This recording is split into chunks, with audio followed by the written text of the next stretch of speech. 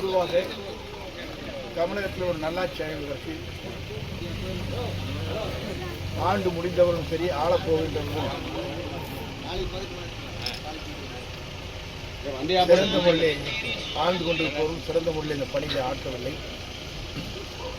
அதற்காகத்தான் இரு இயக்கங்களும் 23 கட்சிகள் நம்மை தாக்கிக் கொண்டிருக்கிறது.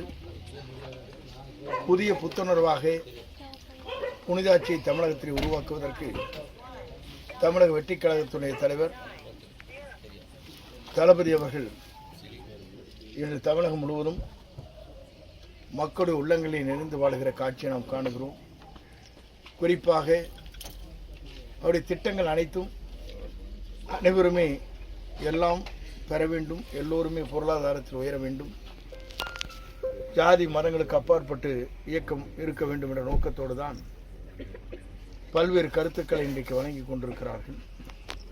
குறிப்பாக விவசாய தொழிலை செய்கின்றவர்கள், அதேபோல கருப்பட்டி உற்பத்தியாளர்கள், நெசவாளர்கள் மற்றும் விவசாயிகள் போன்றவர்களுக்கு என்னென்ன திட்டங்களை நிறைவேற்ற வேண்டும் என்ற திட்டங்களை சீரோடும் சிறப்போடும் நிறைவேற்றுவதற்கு, ஒரு நல்லாட்சியை தருவதற்கு தமிழகத்திலே குறிப்பாக புதிய புத்துணர்வு ஏற்படுகின்ற வகையில் புனித ஆட்சியை தமிழகத்திலே உருவாக்குவதற்காக அவர் புறப்பட்டிருக்கிறார்கள். ஒரு நல்லாட்சி தமிழகத்தில் அமைகிற போதுதான் அந்த ஆட்சியின் மூலமாக அனைவருக்கும் எல்லா நன்மையும் கிடைக்கும். அந்த அடிப்படையில் அன்றைக்கு பேசுகிற போது வரியாக போய்கொண்டிருக்கிறது என்று குறிப்பிட்டார்கள். அதன் பொருள் என்ன என்று சொன்னால், எல்லோரும் எல்லாம் பெற வேண்டும் நோக்கத்தோடு இருக்கின்ற போது ஊழல் என்ற நிலை இருக்கிறது, அதை மாற்றி அமைக்க வேண்டும் என்ற நோக்கத்தோடு தான் ஒரு கருத்துக்கள் பரிமாறப்பட்டிருக்கிறது.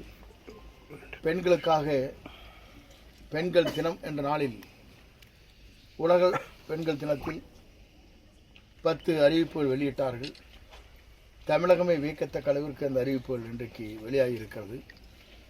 அது மட்டுமல்ல, மற்றும் பல்வேறு அறிவிப்புகள் விரைவில் அவருடைய தேர்தல் அறிக்கையில் வர இருக்கிறது. அப்படி வருகிற போது தமிழகமே வியக்கத்தக்க அளவிற்கு ஒரு மாற்றங்கள் உருவாகும். இந்த மாற்றத்துக்கு இங்கே இருக்கின்ற பெரியவர்கள், இளைஞர்கள், இந்த இயக்கத்திலே தங்களை அர்ப்பணித்துக் கொண்டு உயிராக நேசிக்கின்றவர்கள் அனைவருக்குமே என்னுடைய வாழ்த்துக்களையும் நன்றியும் தெரிவித்து, நாளை தமிழகத்தை ஆளப்போவது நம்முடைய தளபதி தான் என்பதை நாட்டு மக்களுக்கு எடுத்துச் இந்த ஆண்டு 2026 தமிழகத்தினுடைய கோட்டையில் தேசிய கொடியை ஏற்றி வைப்பவர் நம்முடைய வெற்றிக் கழகத்துடைய தலைவர் தளபதி மட்டும்தான். எல்லோரும் எல்லாம் பெற வேண்டும் என்பதுதான் நம்முடைய நோக்கம். அதற்காக வருகின்றிருக்கிற உங்கள் அத்தனை பேருக்கும் மீண்டும் ஒருமுறை கோடான கோடி நன்றி மலர்களை தெரிவித்து விடைபெறுகிறேன். நன்றி.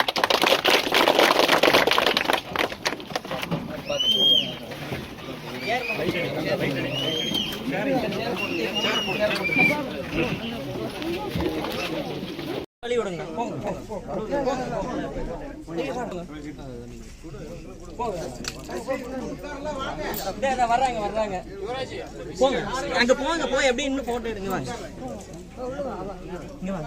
அப்படியே வாங்க வாங்க வாங்க. பெரிய கிரௌண்டாக தான் நடக்குது. வாங்க அந்த பக்கம் போய்